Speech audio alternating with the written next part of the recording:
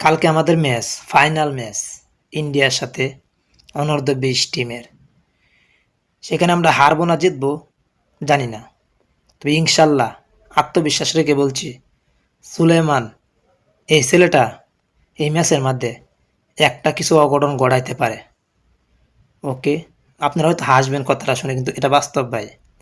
নেপালের সাথে সে পুরো ম্যাচটা তো যারা দেখছেন লাইভ, তারা বলতে পারবেন কি ইম্প্যাক্ট সে রাখছে মাঠের মধ্যে। যে জায়গায় বল সে জায়গায় সুলাইমান, আর তার ভাই সেও তো মনে করেন যার একটা আগুন। আর তারে যদি কালকে সুযোগ দেওয়া হয় ফাইনালের দিন, বেশি না 40 মিনিট যদি তাকে সুযোগ দেওয়া হয়, দুই ভাই মিলে ইন্ডিয়ার সাথে একটা অঘটন ঘটাতে পারে। আর আমরা আত্মবিশ্বাস রাখি আমরা জিতবো, আমরা চ্যাম্পিয়ন হব। আমাদেরকে টিকেট ওয়ার্ল্ড কাপ থেকে বাদ পড়ার পিছনে ইন্ডিয়ার অনেকটা দায় ছিল, সেখানে আমাদের প্রতিশোধটাও নেওয়া হবে যদি আমরা চ্যাম্পিয়ন হতে পারি। ওকে, শুভকামনা বাংলাদেশ, তোমাদের জন্য অগ্রিম। তোমরা কালকে চ্যাম্পিয়ন হয়ে কাপটা যখন নিয়ে আসবে বাংলাদেশে, 18 কোটি মানুষ একসাথে উদযাপন করব তোমাদের সাথে, তখনই আমাদের ওয়ার্ল্ড কাপের প্রতিশোধ একটুখানি নেওয়া হবে।